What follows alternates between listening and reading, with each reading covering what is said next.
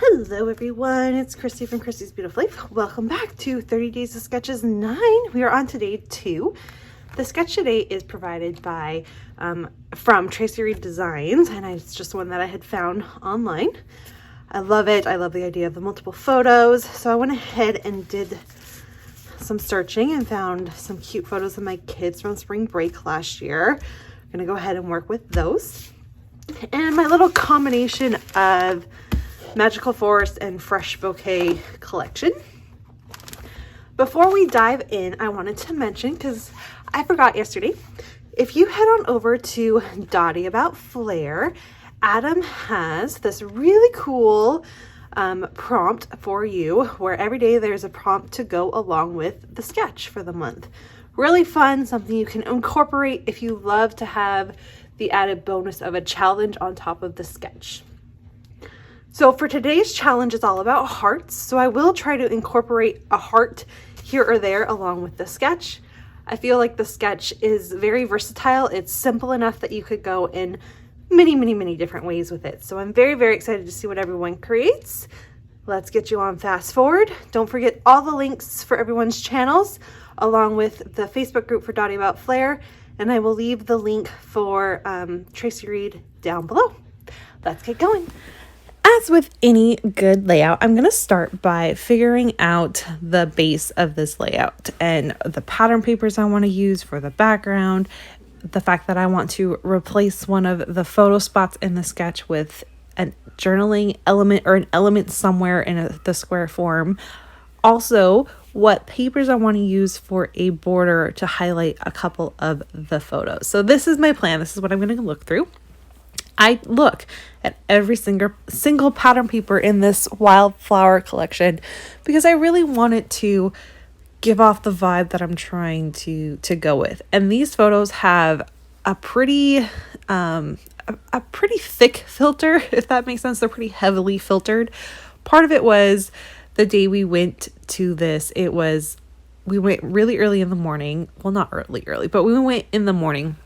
And it was not the warmest day. It was a little overcast. And then, of course, I added a filter on top of it. So that kind of gives off this type of vibe that you have to work with when you do that to your photos. You have to kind of, if you want to display them in that way and give off that, you have to find the elements that are going to work. So I find that white grid paper and this yellow pattern paper. That's just kind of like a smaller grid. They're both really lovely, and I like them both. The thing I'm trying to decide is, do I want a crisp feeling or more of a softer feeling? I decide to go with the crisp look, the crisp feeling, and that's where I'm going to go with this. I found that perfect little square there that says Sunday through Saturday, which actually worked well because my point for here is I actually think this might be where I talk about the idea that last spring break, what we ended up doing was every day we visited a different park around us. And the kids loved it. They had lots of fun. They got out of the house. And of course, it was still kind of in the middle of, having to be careful. And we have restrictions here in BC. So there's a lot of things we couldn't do. But this was something we could do and feel safe. And I loved it. So this particular one was at a park in Aldergrove called Aldergrove Regional Park, and there's this little area that's called the Nature Discovery Path or something, and it's just this really neat little walk along thing that has all these different things for kids. It's meant for kids to explore and just get to know nature. I just loved it. I loved it. The kids loved it. It was really neat. I think this was probably our favorite spot during the whole spring break visiting of parks. So I just wanted to really highlight it in the right way. And I feel like I managed to do that. I'm going to add the littlest bit of mixed media. Now, when I say the littlest bit, you're going to watch me add a ton. But remember, you have to cover most of it up. And so I did what everyone I think does is I get it in the middle perfectly. And I'm like, this will work. And then I put my photos down and I've covered all of it up. So I do off camera take it back and add a little bit more so you actually see a little bit of this blue poking through, because that's what I wanted, was this bit of a blue vibe coming through the photos just a little bit, just peeking. I didn't want it to be crazy, but I wanted there to be a little bit kind of just going. And then it was really wet. I think this is the I can't remember. It's one of the shimmers that is a very saturated color. And so I sprayed 2 things of water. So it is very, very wet. Like there's a lot of water to this. So it made the perfect splatters. It was awesome.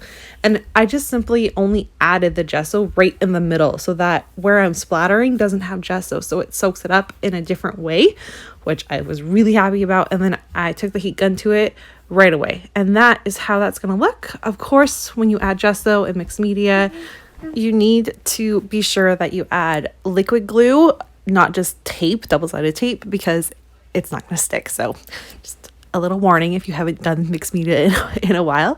I'm going to glue that butterfly down, which was a mistake, and you'll see that in a minute. But I like the original idea of that being there. And now, okay, we have the base down. You can see I added those little photo corners. I loved that. That was really cute. Now we're going to decorate and just have fun kind of adding a few layers here and there. Also in the back of my mind, I'm trying to remember I have to find hearts and get these hearts added somewhere on this layout. So I'm playing with the prompt from Dottie About Flair today, because I definitely want to, I won't be doing it every day, like I didn't do it yesterday, but I really want to play along on the days that I can, and it fits with my vibe that I'm working with. And I have a challenge to myself because I actually struggle with flair. Adam sent me a bunch of gorgeous flair, and I love looking at them. Like I look at them all the time, but I struggle with them. So I have a goal to use at least 6 throughout the series. So hopefully I make that goal, and we'll see together if I can. But that is my plan on using actual flair, and then the prompts, of course, when I can. So I was able to find these chipboard stickers that I felt worked really well. They have the right vibe, the right colors. A couple of them are, I'm thinking, a little off. That yellow heart right now, I'm like, I love that yellow, that mustardy yellow. It's kind of becoming like my new favorite color. I just really like it. It looks horrible on me, like I can't wear the color, but I like it. I'm trying to get that added, and it's not working. So I pull that away. I added that little camera instead. And then what I'm going to do is I got those few hearts on. I took that butterfly off. You can see now I have to replace it because, of course, it's on my photo, so I ruined my photo. I'm going to go back and forth with what I want to do. I choose the love. I'm going to add a title down at the bottom that has that yellow. So that little yellow heart is going to go back. I'm going to get that back added along with one little yellow sequin that goes on that little black camera you can see there. So I have, everyone say it together, a visual triangle of yellow, which of course you all know makes my heart happy because I am all about the visual triangles. Got the hearts on. I even got a little squirrel on right now, not that journaling spot. This was in the middle of a forest, so there's squirrels, and that just all makes me happy. So you guys, that's it. That's my layout for today. Here's a look at the finished project. Thanks so much for watching. I'll see you all tomorrow. Bye.